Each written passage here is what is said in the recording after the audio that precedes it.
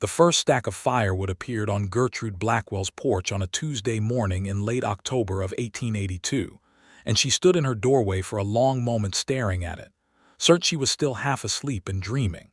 She was not dreaming.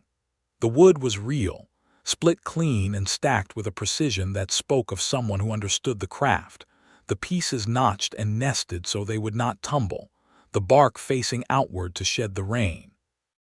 Good oak, too, not the green cottonwood that the mill in town tried to sell at twice the price it was worth.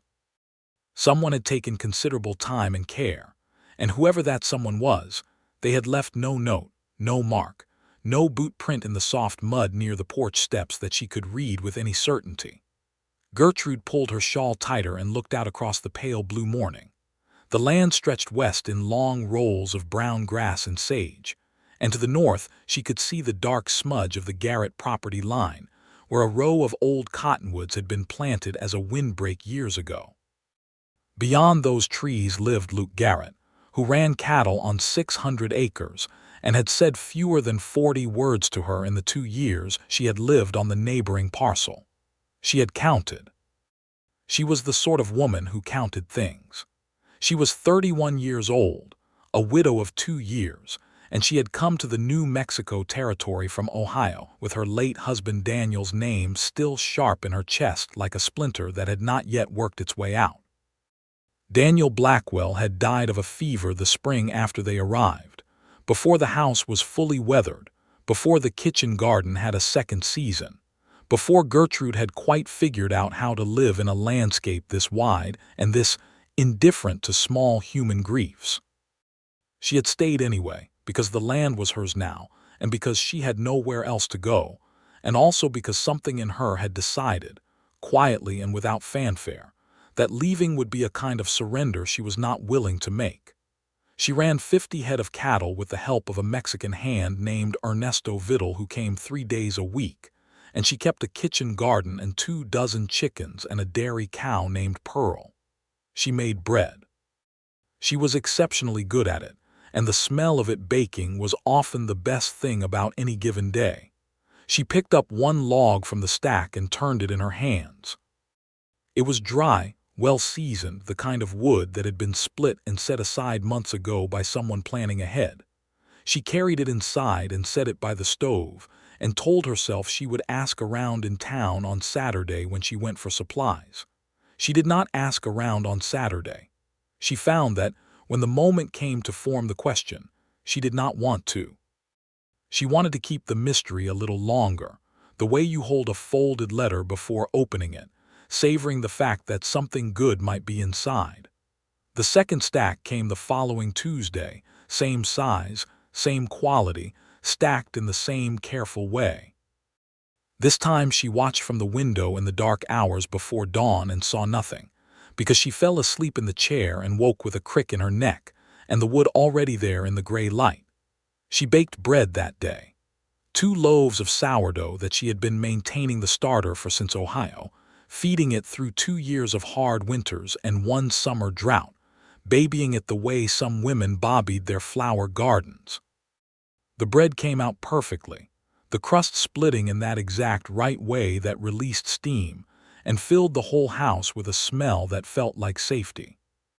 She wrapped 1 loaf in a clean cotton cloth and walked it to the edge of her property and set it on the flat-topped fence post that marked the boundary between her land and Luke Garrett's. She did not go further. She did not knock on his door. She simply set it down and walked back to her own house and went on with her day. She had no proof it was him, but she had her instincts, and her instincts were rarely wrong about the important things.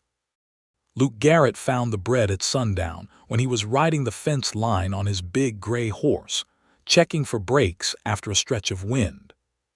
He pulled up short when he saw the cloth-wrapped shape on the post, and he sat in the saddle for a moment just looking at it. He reached down and picked it up, and even through the cloth he could feel the warmth still faintly in it, and the smell hit him like something from a long time ago, from a kitchen he had known as a boy, from a world that had been gentler than the one he currently occupied. He was 34 years old and had been running this ranch alone for 6 years, Since his father passed and his brother Marcus went north to Colorado to find silver and never came back, not dead as far as Luke knew, just gone the way some men went, following the next horizon until the people they left behind became strangers. Luke did not follow horizons. He was a man who stayed, who put his boots on the same ground every morning and knew every inch of it by feel. He had built fences and dug wells and survived 2 hard winters and a cattle plague that had taken a third of his herd. And he had done all of it with a quietness that people in Cimarron sometimes mistook for coldness. He was not cold. He was simply a man who had learned that words, when overused, lost their meaning, and that actions, done consistently and well, said more than any speech. This was why he had begun splitting extra wood for his neighbor 3 weeks ago. He had seen her out in the cold at dusk, her thin arms struggling with a log that was too heavy for the wedge she was using, and he had felt something contract in his chest, some awareness of her difficulty that he could not ignore and also could not address directly without embarrassing both of them. So he had done what made sense to him. He had split extra wood and left it at her door before dawn on Tuesdays when he made his early circuit of the north fence line. He unwrapped the cloth carefully. The bread was a golden, even brown, and when he pressed the crust it gave and sprang back in a way that told him the inside would be perfect. He ate a piece of it standing right there by the fence in the dying light, his horse shifting beneath him, and it was the best thing he had tasted in longer than he could say. He refolded the cloth and tucked it into his coat pocket. He would return it washed. That seemed right. He did not say anything to her when he saw her in town that Saturday. He tipped his hat as he always did, and she nodded as she always did, and they went their separate ways in the dry street while a freight wagon clattered past, and the saloon 2 doors down vibrated with piano music. Cimarron was a working town in 1882, settled enough to have a proper general store and a telegraph office and a school, wild enough that the sheriff still wore his pistol with the hammer thong off and nobody thought anything of it. The following Tuesday, more firewood. The Tuesday after that, more firewood. On Wednesday, more bread on the fence post. This continued through November and into December, and the snow came early that year, sheeting in from the mountains in long white curtains, and the mornings were so cold that breath hung visible in the air for several seconds after it left the body. Gertrude was grateful for the firewood in a way that went beyond gratitude into something she did not have a precise name for. Her house stayed warm. The stove burned bright and steady, and she sat beside it in the evenings with her mending and her dog, an old brown hound named Biscuit, and felt something she had almost forgotten how to feel, which was the sense that someone was paying attention to her welfare. She increased her bread production. She tried a new recipe with dried apricots and honey that Ernesto's wife Rosa had taught her, and it came out so beautifully that she brought 2 loaves to the fence instead of 1. She also brought, on impulse, a small jar of apple butter she had put up in September, tied the cloth around it with a piece of twine. Luke found it at dusk again and stood for a moment longer than usual, looking at the 2 loaves and the small jar with the cloth tied neat as a present. He did not know what to do with the feeling that rose in him, so he did what he always did with feelings he did not know what to do with. He put them somewhere quiet and went about his work. But that night after supper, he ate the bread with the apple butter and sat by his own stove for a long time without reading or doing anything useful, just sitting, which was not a thing he often did. December deepened and the cold became serious, the kind of cold that froze the water in the troughs by midnight and made the cattle bunch together for warmth. Luke spent long days checking on his herd and breaking ice and hauling feed, and he was tired in the bone-deep way of outdoor work in winter, but he never missed a Tuesday. He split the wood by lantern light the night before if he had to, the chips flying in the dark, his breath a steady cloud, and he stacked it and loaded it and drove it to her place in the hour before dawn. Gertrude, meanwhile, had begun adding small things to the fence post deliveries. A tin of the shortbread she made at Christmas, a jar of pickled green beans. Once, a small bunch of dried sage and rosemary tied with a red ribbon, because her kitchen smelled of them, and she thought his kitchen probably did not smell of much beyond coffee and wood smoke, and the scent of herbs was a civilizing thing. In town, the women at the general store noticed that Gertrude Blackwell was buying slightly more flour and sugar than one person could reasonably use alone, and they speculated among themselves with the comfortable industry of women who have known each other a long time. Mrs. Horace Dunn, who was the postmistress and therefore felt entitled to a certain knowledge of everyone's business, remarked that Luke Garrett had recently purchased a very large quantity of oak dowels at the lumber yard, which was consistent with splitting equipment, though she admitted this was a thin thread of evidence.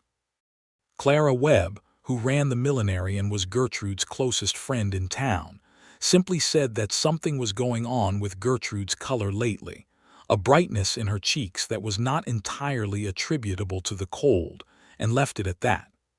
Clara Webb was a perceptive woman. Gertrude did not talk about Luke Garrett directly, not even to Clara. She mentioned him only once in passing, noting that her new neighbor had turned out to be a considerate man, and Clara had looked at her with a raised eyebrow and said, "Considerate how?" And Gertrude had changed the subject with a swiftness that told Clara everything. Christmas came to the high desert with a spare beauty that Gertrude had stopped trying to compare to Ohio Christmases and had started accepting on its own terms. The piñon trees held their boughs of dark green against the white, and the sky at night was so clear and black and full of stars that it looked like a cloth someone had scattered salt across. Gertrude had Ernesto and Rosa and their 3 children for Christmas dinner, which was a good and loud and warm event full of Rosa's tamales and Gertrude's bread, and a great deal of happy noise from the children.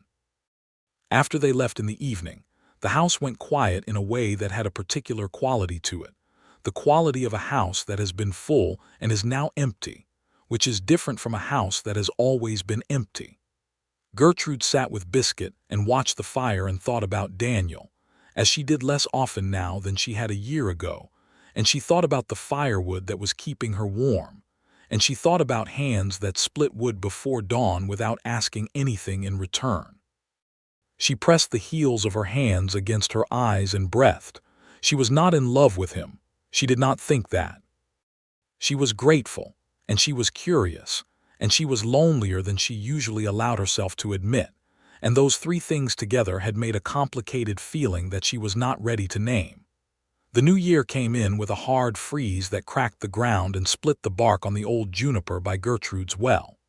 She found the crack in the morning, a long, clean split that wept sap in the cold, and she packed it with mud as best she could and hoped the tree would survive. It was a sturdy old tree, and she had become attached to it. The firewood kept coming. The bread kept going to the fence. January turned into February, and the land was still brown and cold, but the light was changing in the way it did in February, a subtle lengthening that you could only notice if you were paying attention to the sky, which Gertrude did and Luke did, both of them the kind of people who looked up. In the second week of February, something unusual happened.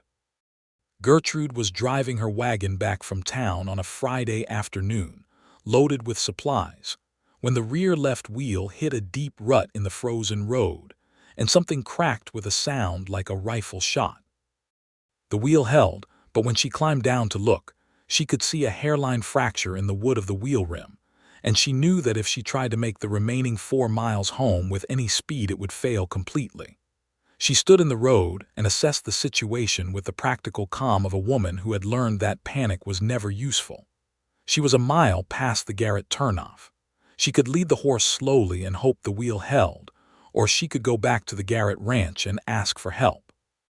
She stood there long enough that the sun moved noticeably in the sky, which told her she was stalling. She led the horse slowly back to the Garrett turnoff and down the lane to the ranch yard.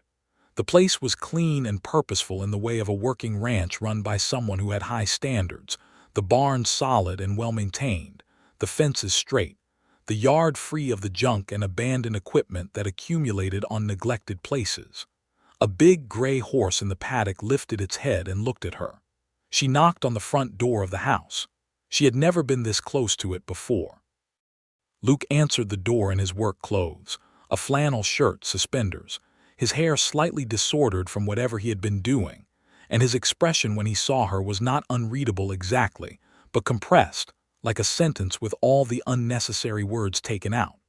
He was a tall man, lean, with dark eyes that she had only ever seen from a distance, and up close she noted with a clarity that surprised her that they were the particular warm brown of very good coffee. "Mrs. Blackwell," he said. "Mr. Garrett." She found her composure and kept it, which required a small effort she hoped did not show. "I am sorry to trouble you. My wagon wheel has cracked on the north road. I need to get home, but I'm afraid the wheel will not hold the full distance at speed.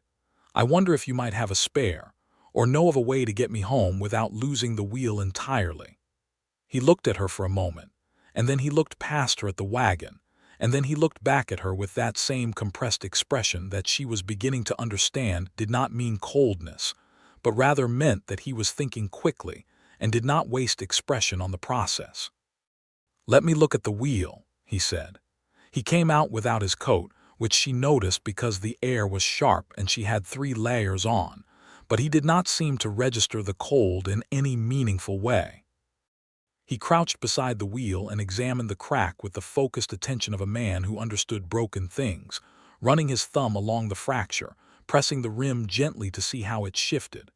"It will hold at a walk," he said, straightening. "I do not have a rim that size, but I can follow you with my wagon and take the load if the wheel gives way." "That is very kind," she said, and meant it, and was aware that she meant it with a fullness that surprised her. "It is practical," he said, and there was something in the way he said it that was both entirely literal and also not quite entirely literal, and she looked at him, and he looked at her, and neither of them said anything for a second that lasted slightly longer than a normal second. "Regardless," she said, "I am grateful." He hitched his horse to his own wagon in the efficient, quiet way he did everything, and they set out along the north road, her wagon slow in front, his behind. They did not talk during the drive, which under other circumstances might have been awkward but was not, because the silence between them had been established over months of eloquent non-conversation, and had a texture that was more comfortable than most conversations Gertrude had. The sky was a deep winter blue and the land was all pale gold and white, and a hawk circled slowly over the sage flats to the east. The wheel held. When she pulled into her own yard and the wagon stopped safely, she let out a breath she had been partly holding for 4 miles. She climbed down and looked at him where he had pulled up behind her. "Would you like coffee?" she asked, and the words came out before she had quite decided to say them, which she noted with some internal consternation. He hesitated. Not long, but she caught it. "Yes," he said. "Thank you." She had not had a guest in this kitchen since Rosa's last visit, and she was conscious of his presence in it the way you are conscious of a large, quiet animal that has entered a small space, not afraid exactly, but alert, attentive to its movements. He sat at the table and she put the coffee on, and Biscuit came to investigate him with the democratic interest of old dogs, and Luke Garrett put his hand down and let the dog smell it and then scratched behind the dog's ears with the same unhurried competence he seemed to bring to everything. "Good dog," he said. "His name is Biscuit," she said. Something moved in his expression, very slight, that she thought might be amusement. "Good name." "I was hungry when I named him," she said. And this time there was no question that he was amused. The corner of his mouth lifted briefly in a way that changed his whole face, opened it up like a window. She poured the coffee and set a plate of shortbread on the table, leftovers from Christmas that she still had, and sat down across from him. It was the first time they had sat down together, and she was aware of this in some accounting part of her mind that kept track of firsts. "The bread you have been leaving," he said, and then stopped. She looked at him. He was looking at the table. "Yes," she said. "It is the best bread I have ever eaten," he said, and said it with a plainness that made it land more solidly than if he had dressed it up in any way. "I wanted to say that." "Thank you," she said, and felt warmth rise in her face that had nothing to do with the stove. "And the wood you have been leaving," she said, matching his plainness, "has kept me warm all winter." He looked at her then directly, and neither of them said anything for a moment, but the silence said quite a lot. "I should get back," he said, "before dark." "Yes," she said. He stood and she stood, and he put on his hat and she walked him to the door, and they stood for a moment in the doorway with the cold air coming in and the warm kitchen behind her. And he said, "I am glad the wheel held," in a voice that was about the wheel and also not only about the wheel, and she said, "So am I," in a voice that was the same. She watched him drive back up the lane, and then stood there a while after he was gone with the cold wind moving her hair, and a feeling in her chest that she was going to have to name soon whether she was ready to or not. She went inside and held her hands over the stove and told herself very firmly that she was a sensible woman, and that sensible women did not build elaborate feelings out of firewood and bread and one shared cup of coffee. She believed this for about 3 days. The third Tuesday after the coffee, Luke brought firewood as usual, but this time there was something resting on top of the stack. She found it in the early morning gray, a small piece of smooth juniper wood, and carved into it with a careful hand were 2 birds, facing each other, their wings slightly raised. It was simple work, not elaborate, but it was clear he had spent time on it, had thought about it. She stood on the porch in her nightgown and her shawl, holding the carved wood, and her eyes stung in a way that had nothing to do with the cold. She went inside and set the carving on the windowsill above the kitchen sink, where the morning light would catch it. 2 weeks later, when she went to the fence post with her bread, she added a small thing of her own, a sprig of dried lavender from the bunch she kept hanging in the kitchen, tied with thread, because it was the most beautiful thing she had at that moment to give. He found it at dusk and held it for a long time, the smell of it rising in the cold air, clean and soft and entirely unlike the smell of his own world, and something in him that had been very still for a very long time stirred with a restless, hopeful feeling that he did not quite know what to do with. He tucked the lavender into his shirt pocket next to his chest, which he would later not admit to doing but which he also would not stop doing. March came in with mud and wind and a warmth that was almost temperature, not actually warm but leaning toward it the way a man leans toward a fire. The meadowlarks came back and sang from the fence posts in the mornings, which Gertrude considered one of the best sounds in the world, and the first green was showing at the edges of the creek, tentative and bright. She was in her kitchen garden one afternoon in mid-March, turning the soil for planting when she heard a voice say, "Mrs. Blackwell." She looked up. Luke Garrett was standing at her fence with his hat in his hands, which she had not seen before because he always wore the hat, and without it his dark hair was rough from the wind and he looked younger and also more exposed somehow than usual. "Mr. Garrett," she said and straightened, wiping her hands on her apron. "I am going into Cimarron on Saturday," he said, "to the dry goods store and possibly the hardware." He paused, turning the hat in his hands. "I wondered if you needed anything from town, or," another pause, "if you might be going yourself." Gertrude looked at him. He was not looking at her exactly, but looking at a point somewhere near her shoulder, and the hat went around and around in his hands with a patient fidgeting that she found unexpectedly endearing. "I was planning to go Saturday," she said. "We might go at the same time," he said, "if that is convenient."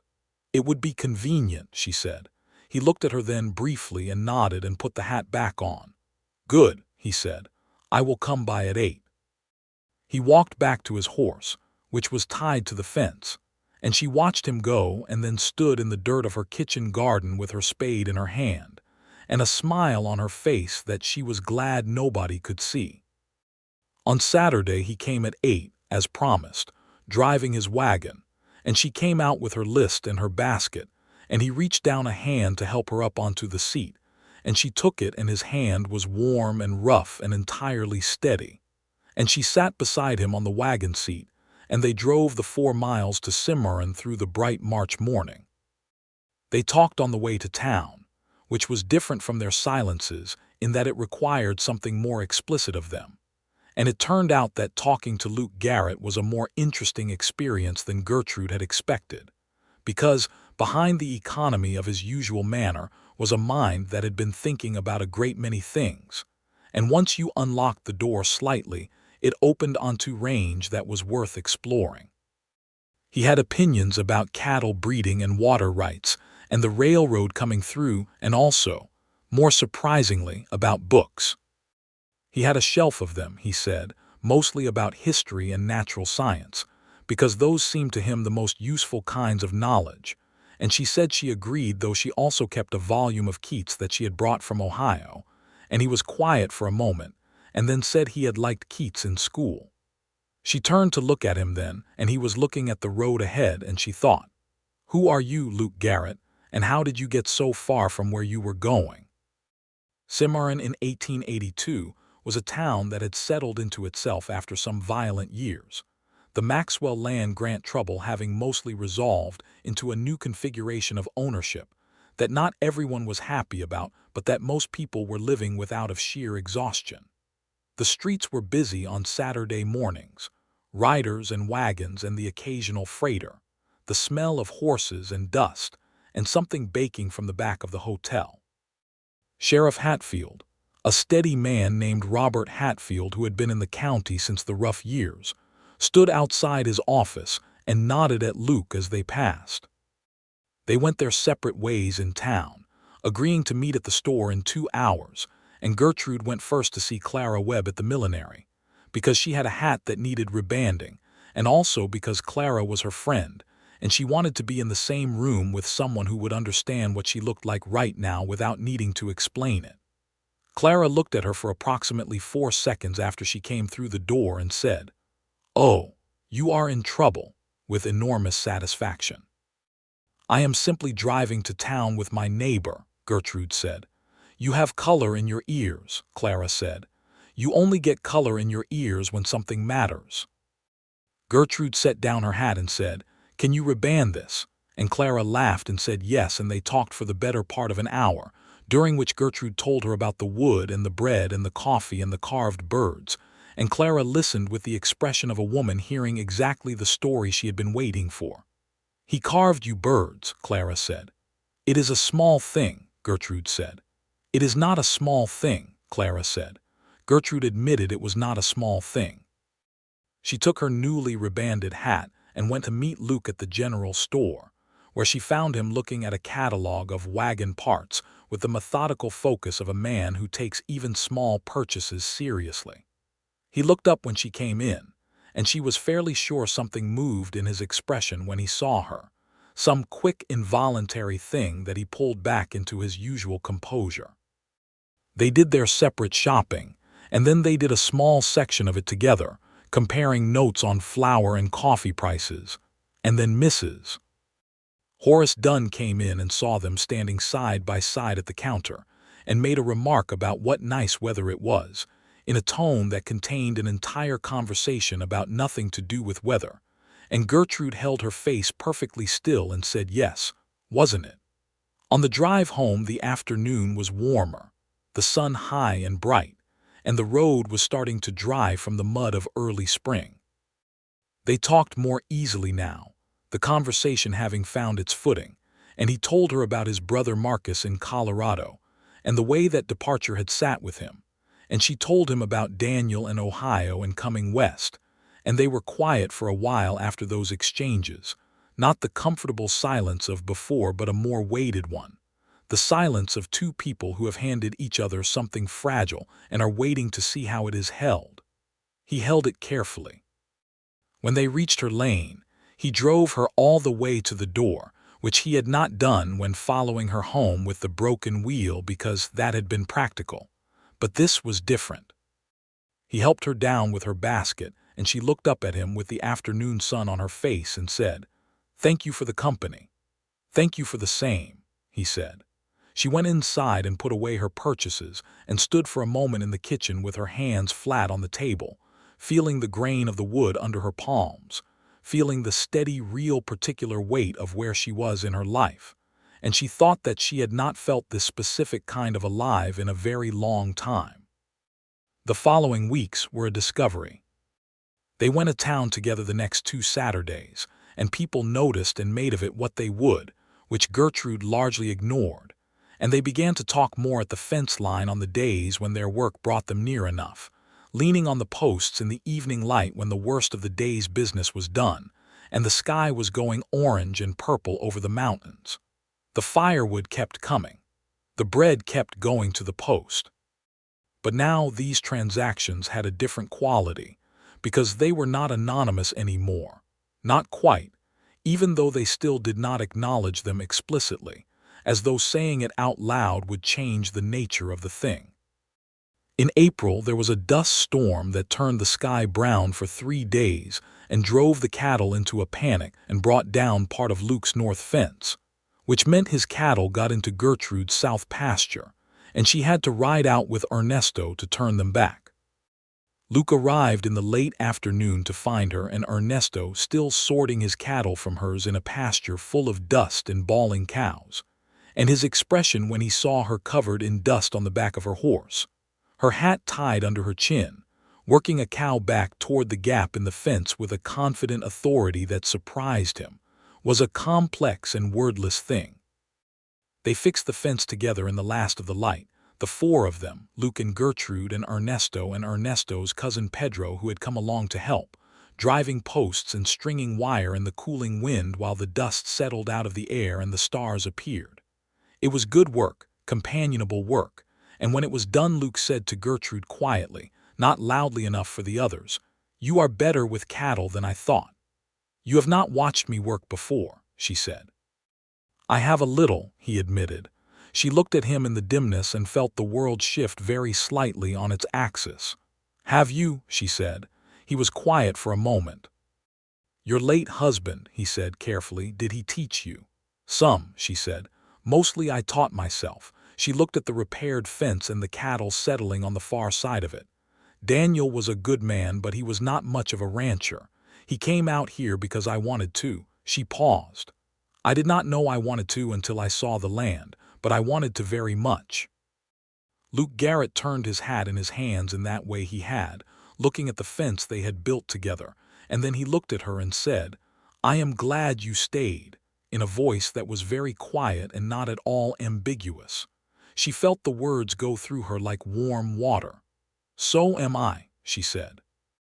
They rode back to her house in the dark and she made coffee and the 4 of them sat around her table, and afterward when Ernesto and Pedro had ridden out, Luke lingered for a moment in the doorway in a way he had not done before, some hesitation in him, some calculation. "I have a south pasture fence that needs attention next week," he said.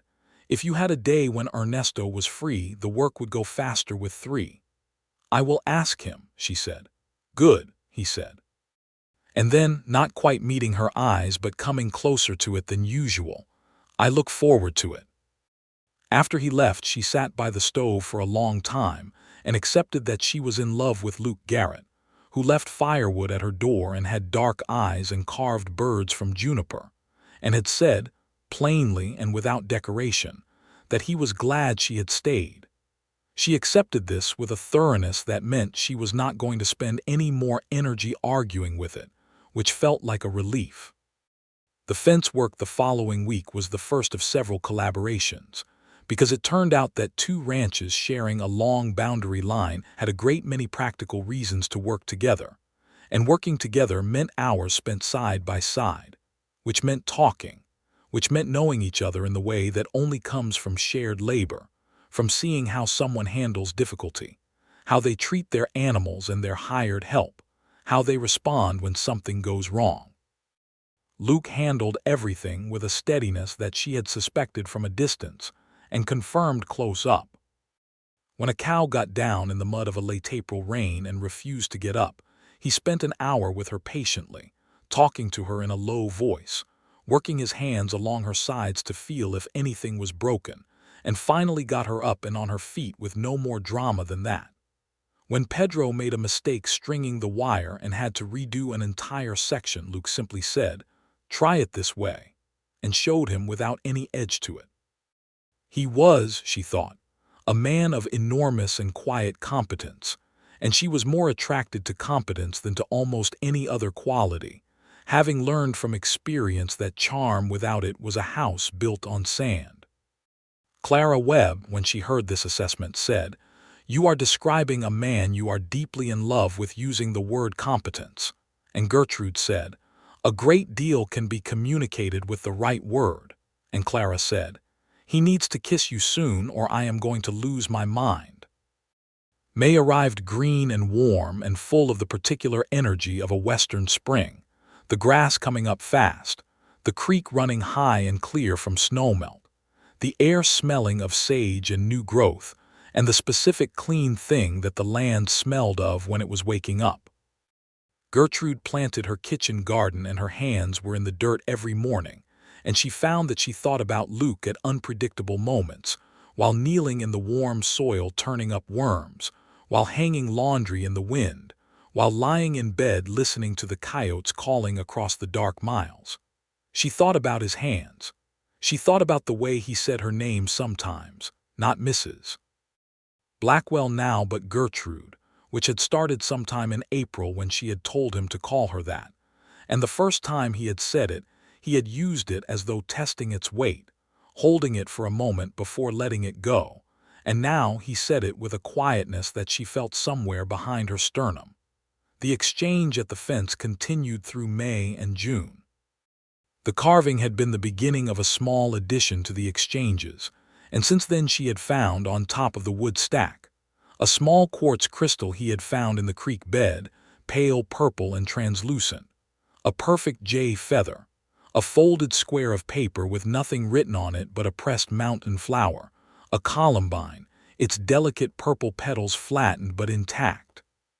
She returned these attentions with things of her own, a small jar of jam made from the wild plums that grew along the creek, a twist of good tea from a packet she had gotten at the store, a cotton handkerchief she had embroidered with a small geometric pattern because she had found herself wanting to do something with her hands in the evenings.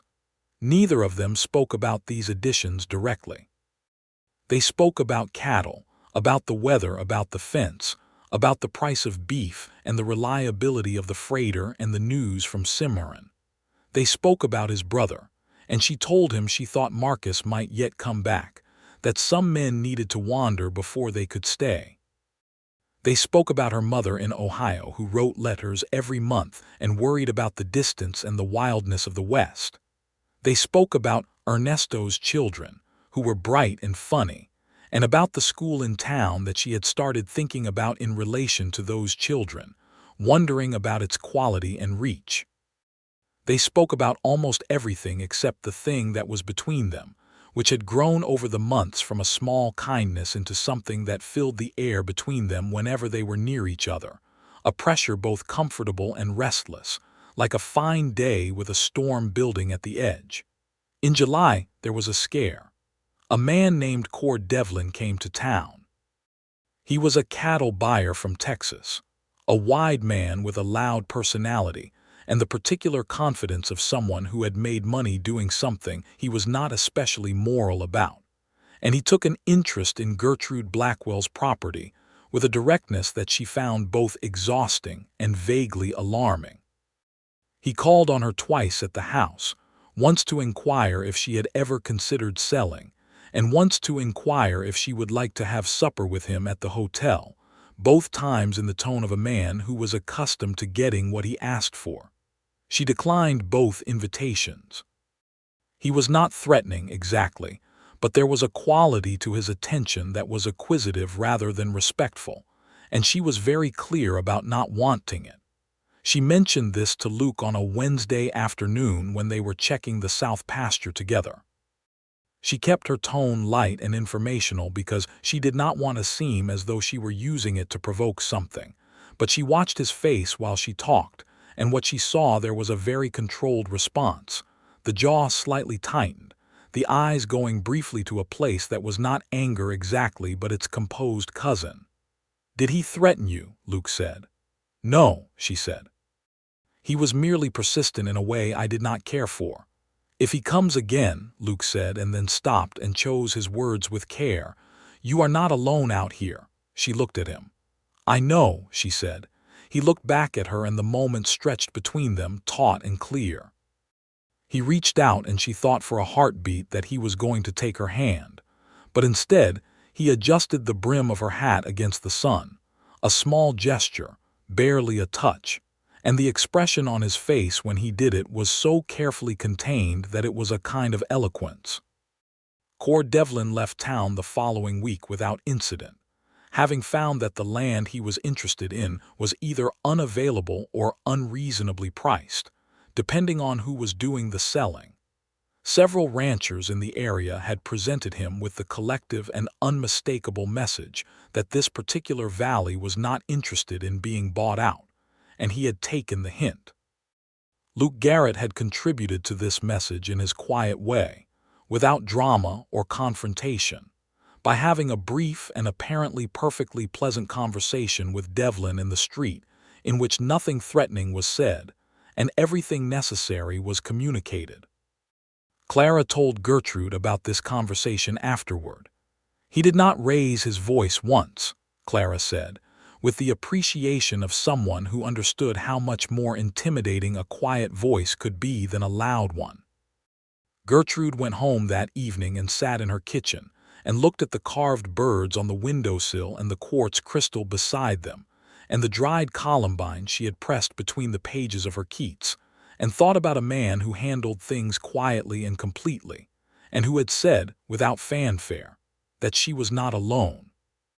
The summer wore on in its golden way, the land reaching the specific heat and richness of high desert July, the grasses curring to blonde, the creek lower, the sky an absolute and relentless blue. Gertrude's garden was producing extravagantly, and she canned and preserved with a diligence that would keep her through the next winter, the shelves of her pantry filling with the deep reds and greens and golds of a productive summer. She brought Luke tomatoes, because she had too many and they were the best tomatoes she had grown, and she left them in a basket at the fence post instead of at the door because she knew he would be in the south pasture. He left her the following Tuesday a small note tucked under the firewood, written in a hand that was plain and deliberate. The note said, "These are the best tomatoes I have had, thank you, LG." She read it 3 times. She wrote back a note left on Wednesday at the post. "I am glad. They needed someone who would appreciate them." GB. 2 weeks later another note appeared with the wood. "I have been thinking about what you said about teaching yourself ranching. I think you are one of the more capable people in this valley. I wanted to say that, LG." She sat down at the kitchen table when she read that one, sat down hard, and pressed the paper flat against the wood and looked at it for a long time. She wrote back, "I have been thinking about what you said about being glad I stayed. I feel the same about you." GB. She left it on the post that same afternoon, not waiting for Wednesday, and walked back to her house with a heart that was beating in a slightly different rhythm than usual, as though it had shifted itself into a new time signature. He found the note before dusk, riding the fence line as he often did, and read it standing up in the stirrups of his horse, and then sat back down and looked at the sky for a long moment. The evening star was coming out over the western mountains, pale and certain above the dark ridgeline. He folded the note and put it inside his coat, next to the lavender sprig that he had kept there since February, which was now very dry and barely fragrant, but which he had not removed, because some things you do not explain even to yourself, you simply continue doing them.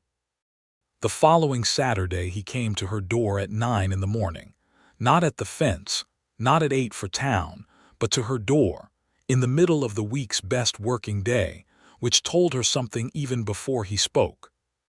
He was holding his hat and his hair was neat, which meant he had taken some care with it, which told her something else. "Gertrude," he said. "Luke," she said. He was quiet for a moment, looking at her, and she could see him assembling something, working through some internal process with the methodical care he brought to everything, and she waited because she had learned that waiting for Luke Garrett was always worthwhile. "I would like to ask you to supper," he said, "at my house." I have been cooking the same 5 things for 6 years, and they are all adequate, but I thought, with some effort, I might do better, and I would like for you to be there to see the effort." She was smiling before he finished, and she did not try to stop it. "Yes," she said. "Saturday week," he said, "if that suits you." "It suits me very well," she said. He nodded, and there was a relief in his face that he could not quite contain, and it was the most openly readable she had ever seen him, just for that 1 second, and she found she very much wanted to put her hand on his face, but instead she said, "Shall I bring bread?" And his mouth curved in that way it did, the corner lifting, the whole face opening. "I would be grateful," he said. She brought bread. She also brought the bottle of elderflower cordial that Rosa had given her for Christmas, and which she had been saving for an occasion.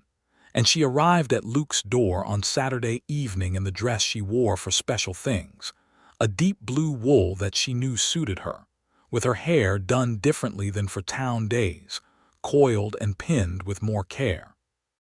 His house was clean in a way that communicated effort without declaring it. The table set with a cloth she had not seen before, probably purchased for the occasion. 2 candles burning, though the evening light was still bright through the windows. He had made a beef stew that was, by his own admission, adequate, and cornbread that was good, and a dried apple cake that was excellent, and which he admitted he had gotten the recipe from a cookbook that had belonged to his mother. She loved that he told her that. She loved that he said plainly that it was his mother's recipe book, without embarrassment or redirection. They sat across from each other at his table and ate and talked as the evening darkened outside, and the candles became the primary light, and the conversation moved from practical things to larger ones with a naturalness that felt like a door opening. He told her about his father, who had been a difficult man, smart and demanding, and not demonstrative of any feeling that could be construed as tenderness, though Luke believed he had felt things, had simply never found a language for them. He told her about what it had meant to him to stay on this land after his father died, the particular satisfaction of knowing every inch of a place, of having put work into it that persisted.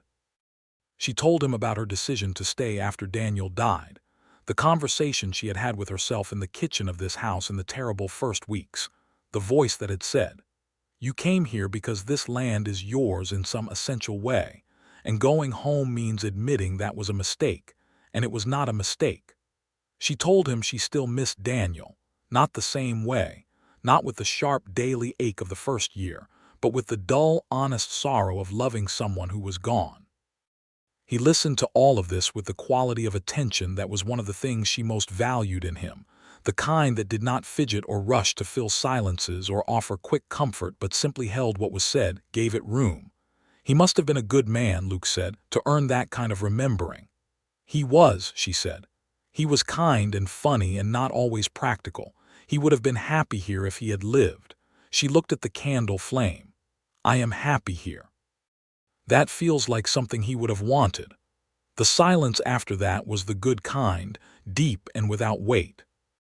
He walked her home afterward, the two of them following the fence line in the moonlight, the air smelling of sage and the distant mountains' coolness, the coyotes quiet for once, the whole vast night spread above them in its extraordinary darkness and stars. They walked slowly, neither of them in a hurry, and their hands were close enough that several times the back of her hand brushed his as they walked, and the third time this happened he turned his hand and found hers and held it, and they both kept walking as though nothing had changed and everything had changed. At her door they stopped. He was still holding her hand.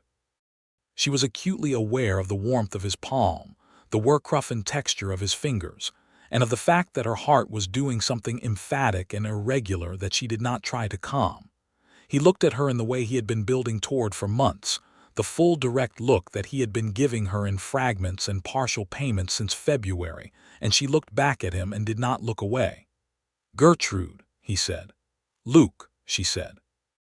He lifted his free hand and touched her face, his thumb along her cheekbone with a gentleness that was startling in a man of his size and competence, and she turned slightly into it without deciding to, and he kissed her, once, unhurried and deliberate, and when he pulled back his expression was everything he had been not quite saying for 8 months, visible and undisguised and entirely beautiful to her.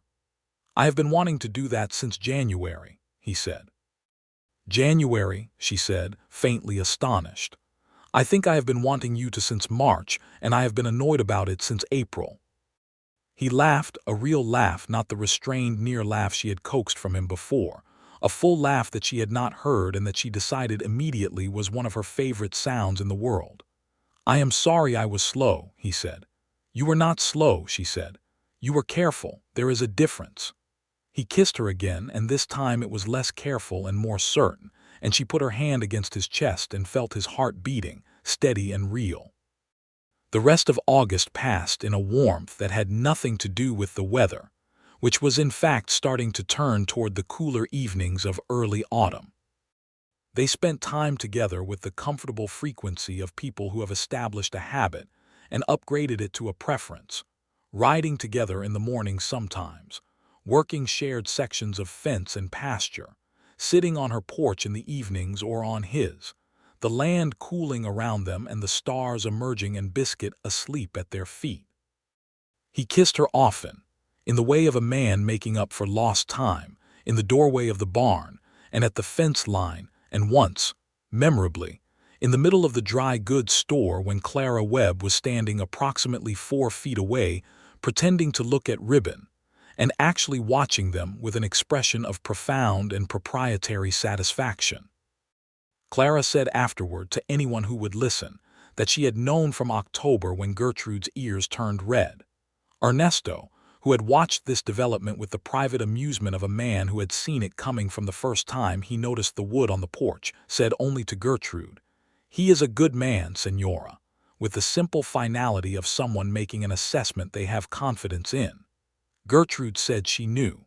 The firewood kept coming on Tuesdays. The bread kept going to the post on Wednesdays. Now that they were together, these exchanges had a different, sweeter quality, because they were no longer anonymous gestures into a silence but deliberate acts of care between two people who had admitted to each other what those acts meant. She sometimes found notes under the wood now, short and direct and entirely like him. "The big oak by the creek came down. Good wood for years. LG, or thought about what you said about the garden. The south corner by the juniper gets more morning light if you move the fence. LG," she left notes on the bread, "made this with rosemary from the garden. The juniper is still alive. GB, or Clara asked me what you are like. I said careful, and I meant it entirely as a compliment. GB." He kept every note. She discovered this by accident one evening when she was in his house and saw them folded together on his writing desk, kept in a small wooden box he had made, and she stood looking at that box for a moment with something filling her chest that was entirely overwhelming in the best way. September came, and with it the particular beauty of autumn in New Mexico, the cottonwoods going gold along the creek, the mountains going purple in the afternoon light, the mornings sharp with the smell of coming cold. Gertrude put up the last of her canning and turned the garden under and started thinking about the winter ahead with an anticipation that surprised her. She had dreaded last winter. This one felt different. On the first Sunday of September, Luke asked her to walk with him, just to walk, no work purpose, which was an unusual thing for him to propose, and which told her this was going to be a different kind of conversation. They walked south along the creek in the afternoon gold, Biscuit ranging ahead of them, the cottonwood leaves catching the light and throwing it back in bright pieces.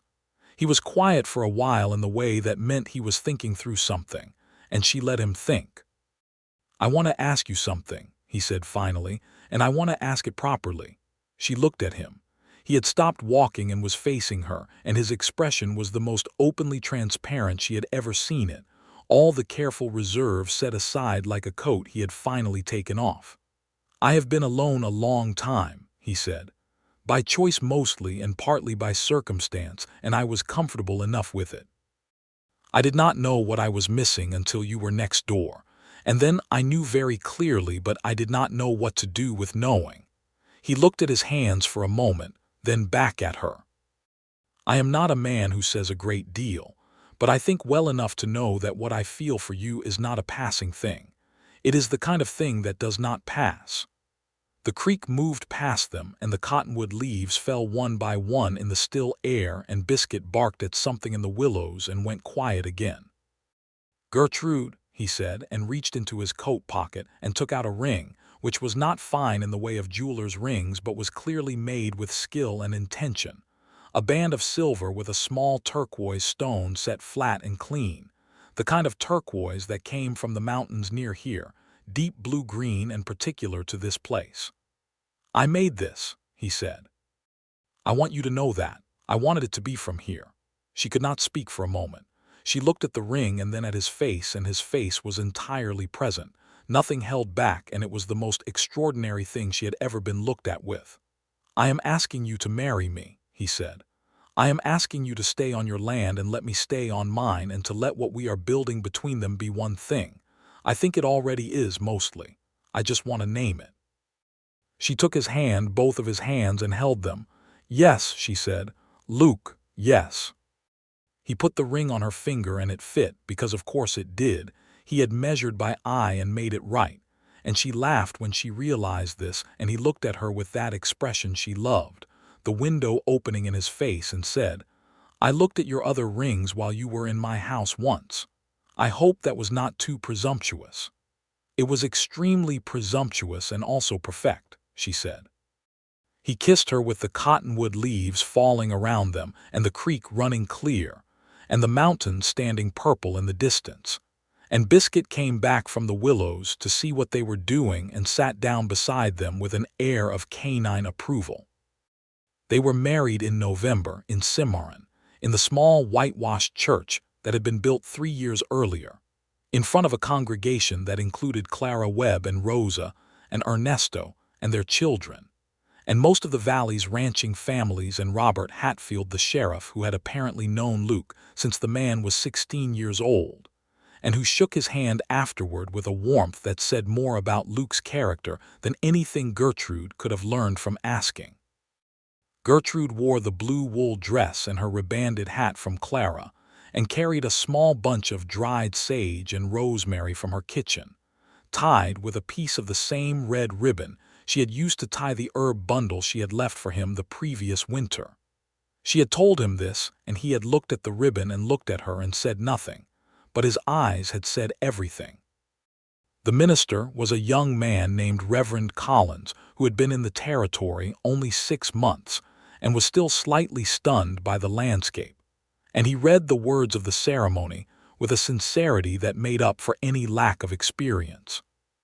When he said, "You may now kiss the bride," Luke Garrett turned to Gertrude Blackwell Garrett with an expression that had nothing restrained in it at all, and kissed her in front of everyone, and Clara Webb was heard to exhale with considerable feeling. The wedding supper was held in the big room behind the general store, which was sometimes used for community events, and Rosa had cooked for 2 days, and Gertrude had made 6 loaves of bread and a pound cake with dried cherries. And the evening was long and warm and full of music from a fiddle player named Tom Estes, who knew every dance tune ever played west of the Missouri River.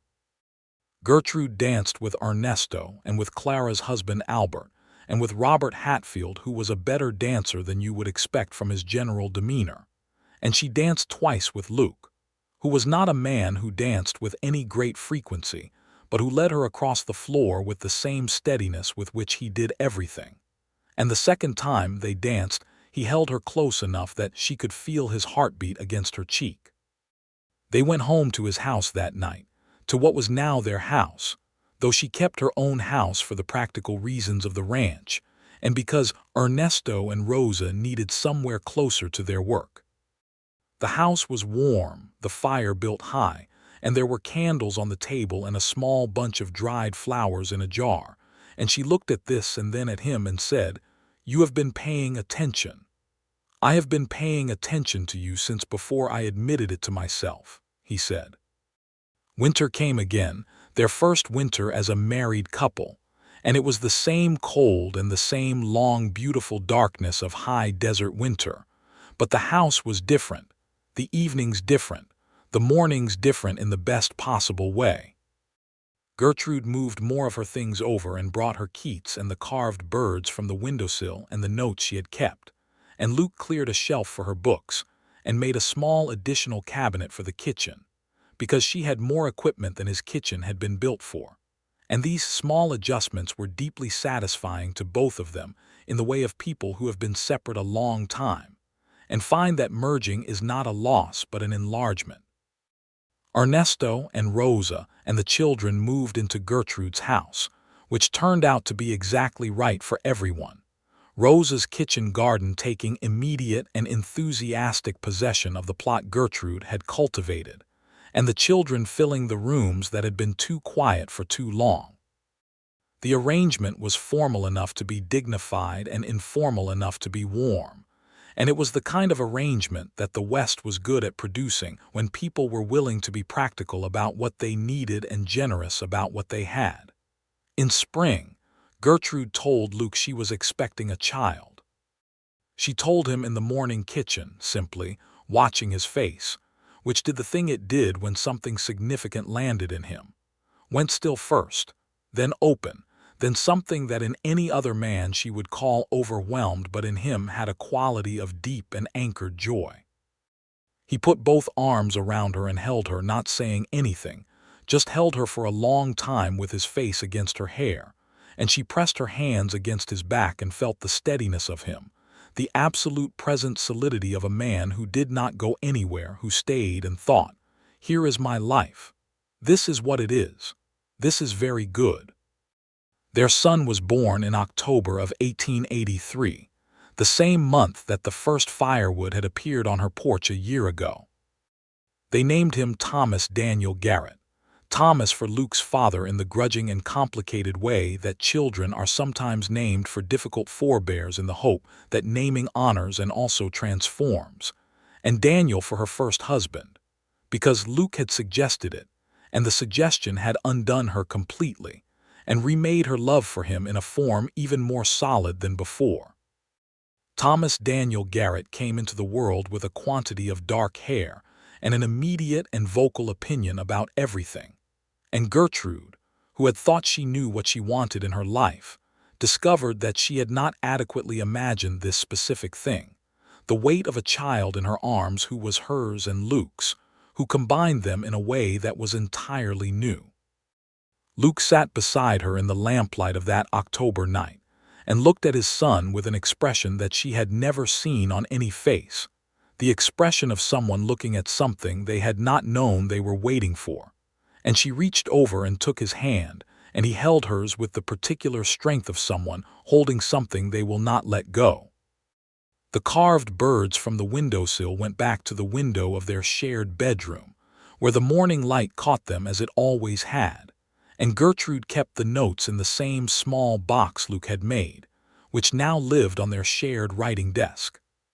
She had added to the box over the months, folding in the pressed columbine and the dried lavender sprig and a small piece of the red ribbon, and Luke did not comment on this accumulation, but she had seen him open the box once, handling the contents with the care of a man who understood that certain objects had been given more weight than their physical form suggested.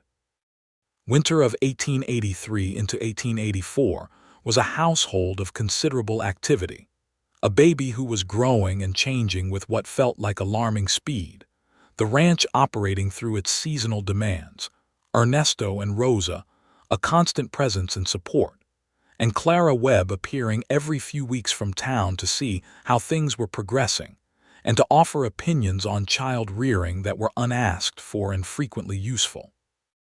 Luke became a father the way Gertrude had suspected he would, with patience and attention and a quietness that the baby seemed to find deeply reassuring. Thomas slept on his father's chest with an efficiency that impressed everyone. Luke sat with him in the evenings while Gertrude cooked or mended, talking to the baby in the low voice he used for his cattle, telling him about the land, about the fence lines and the creek and the cottonwoods and the mountains, introducing him to the world before he was big enough to see much of it. Spring came again, and Thomas was 6 months old and beginning to express views on things with great energy, and the kitchen garden went in again with Rosa's help, and the meadowlarks returned to the fence posts, and the creek ran high and clear, and life had reached a fullness that Gertrude measured sometimes in the mornings when she stood on the porch with her coffee and looked out across the land that was hers and Luke's and Thomas's, and felt so precisely and deliberately glad. A letter came from Colorado in May of 1884. It was from Marcus Garrett, Luke's brother, written in a hand that was uncertain and crowded with crossings out, the letter of someone writing something that had been a long time building. He was alive. He was in Denver. He had not found silver but had found a woman named Helen and a job with a freight company and a desire, finally, to go home, or at least to see home, if home would still have him. Luke read the letter twice without speaking, sitting at the kitchen table, and then handed it to Gertrude without comment. She read it and looked at him. "What do you think?" she said. "I think he should come," Luke said. "I think so too," she said. He wrote back that day.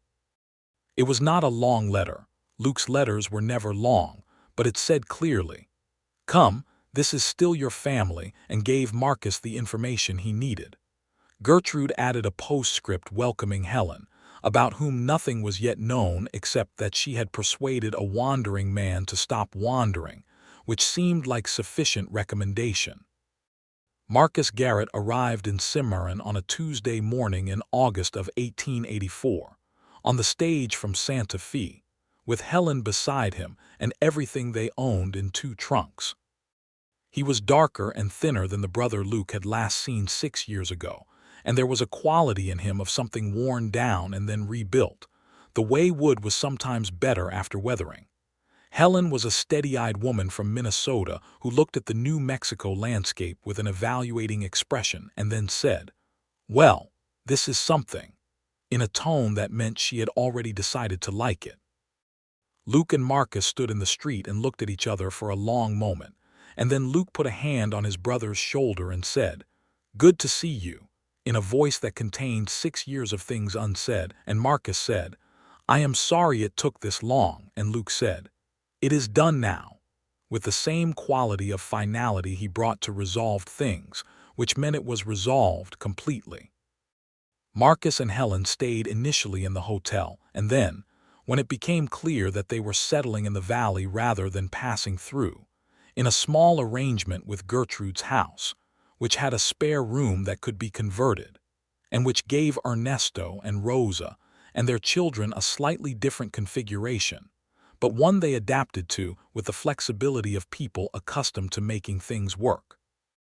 The valley was becoming something of a community, a cluster of connected families and operations that helped each other through the hard times and celebrated the good ones.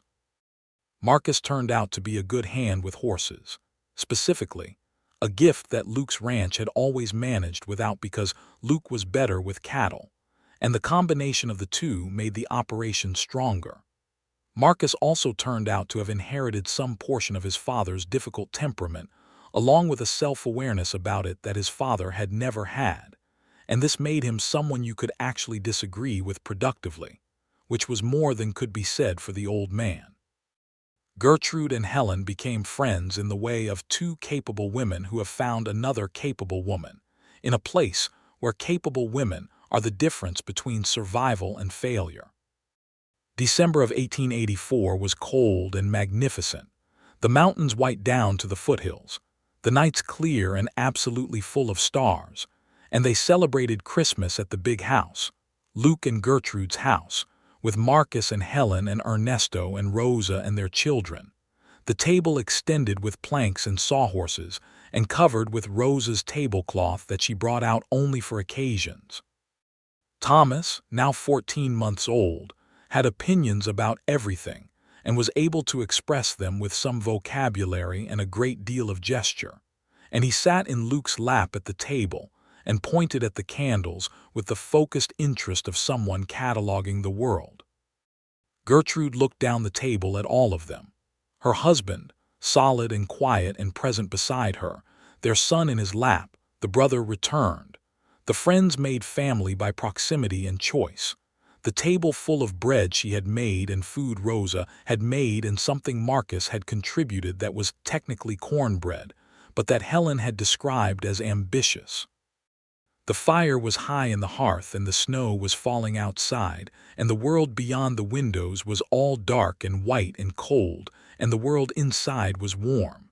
She thought, "This is what I stayed for." Not this specifically, because you could not have planned this, but the faith that staying was right, that the land was worth it, that she was worth it. Luke looked at her then, across the candles and the noise of the table, and his expression was the completely open one, the window wide, and he said nothing because he did not need to, and she said nothing back for the same reason, and Thomas reached up and put his small hand on the side of his father's face, and Luke caught it and kissed it without looking away from Gertrude. The Firewood kept coming to her door on Tuesdays after the marriage, which made no practical sense since they now shared the house, but which Luke continued to do because it was the thing he had done, and the bread went to his plate every morning because it was the thing she had done, and neither of them ever mentioned this, not once, not in all the years that followed. It was not something that needed to be mentioned. In the spring of 1886, Gertrude found she was expecting again. Thomas was 2.5 and recently in possession of a clear position on the matter of his own independence, which he exercised loudly. The news of a second child was received by the entire household, with the kind of joy that only comes when a family has already proven it can hold what it has been given. This time a daughter born in November, the same month as their marriage, and they named her Clara Rose Garrett. Clara for the friend who had watched from 4 feet away and exhaled with feeling, and Rose for the color that bloomed in her mother's cheeks when she was happy, which Luke had described in exactly those words when Gertrude had asked him why Rose. She had not been able to answer for a moment. She had pressed her hands to her face and laughed, and cried at the same time in the way of women who have been thoroughly loved, and he had sat beside her on the bed with their daughter in his arms, and looked at her with those dark, warm eyes that she had been looking into for years now, and still found inexhaustible in what they had to give. Clara Rose was a different child from Thomas in every way, quieter, more watchful, with Gertrude's precision and Luke's patience, which was a combination that suggested considerable effectiveness in her future. She watched her brother's energetic movement through the world with an expression of analytical consideration, as though taking notes. The valley grew and changed in the years that followed, as valleys in the West did, the railroad coming closer, Cimarron changing its pace, new families arriving, new businesses opening, the particular character of the place evolving the way living things do, always recognizably itself, and never exactly the same. Luke and Gertrude Garrett's ranch expanded carefully, not recklessly, adding acreage when it made sense and people when the operation required them. And Marcus's work with the horses became a thing the county knew about, people coming from considerable distances to buy Garrett horses. The school in Cimarron grew. Gertrude became involved with it the way she became involved with things she cared about, completely and practically, helping to hire a qualified teacher after the third mediocre one in 5 years, and establishing a small lending library with the help of Clara Webb and a book supplier in Santa Fe. Ernesto's children used the library. Thomas Garrett used it with an enthusiasm that did not surprise his mother and mildly surprised his father, who had expected more of his son's interest to be outdoors. Luke noted, privately and with some satisfaction, that the boy was reading natural science and history, which were the correct things to read. The Keats still lived on the shelf, slightly more battered now, its spine soft from use. The carved bird still stood on the bedroom windowsill. The small wooden box on the writing desk still held the notes, the dried lavender, the pressed columbine, the piece of red ribbon. These things accumulated around them like the physical evidence of their history, and the children grew up knowing them as fixtures of the house, things that had always been there, things that one did not move. Thomas, at 7, found the carved birds and asked his father what they were. Luke picked them up and turned them in his hands and said, "I made these." And Thomas looked at him with the directness of a child and said, "Why?" And Luke said, "Because I wanted to give something to someone and this was the right thing." And Thomas considered this and said, "For Mama." And Luke said, "Yes," simply. And Thomas put the birds back on the windowsill with care, having apparently concluded that this was satisfactory.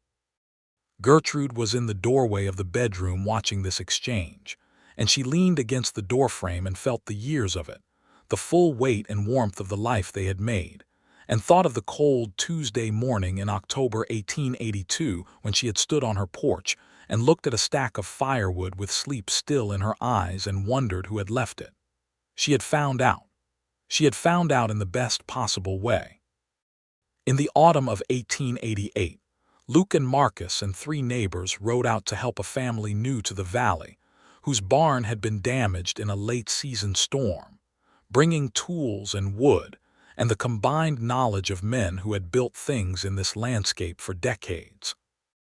It was the kind of thing that happened in the valley without requiring organizing, someone in need, the others going, because that was how it worked. Gertrude and Helen and Rosa sent food with them, and Gertrude added, without deciding to, a large round loaf of bread wrapped in cloth. When the men came home at dark, tired and cold and satisfied with the work done, Luke came in and set down his tools and kissed her in the kitchen and then said, "Mrs. Patterson said to tell you that was the best bread she had ever eaten." Gertrude smiled. "Good," she said. She needed something warm. He looked at her with the expression that had not lost any of its quality over the years, the open window, the warmth. "She did," he said. "You always know what people need." "I learned from someone," she said, and he understood what she meant and put his arms around her in the kitchen with the smell of bread still in the air, and held her as the fire burned low and the children slept, and the stars came out over the high desert in their ancient, faithful abundance, and the land lay quiet and cold around the house that was theirs. This was their life. It had been built like the best fences, stake by stake, wire by wire in all weathers without hurry, with attention to the ground beneath and the horizon ahead, until it was a thing that would hold, that would keep what needed keeping in and let what needed to go, go, and stand firm against the seasons that came and the seasons yet to come. The firewood came on Tuesdays. The bread went out on Wednesdays. Neither of them mentioned it, even now, even after all of it, because some things are already said, have been said from the beginning, and saying them again in plain words would only make them smaller than they are.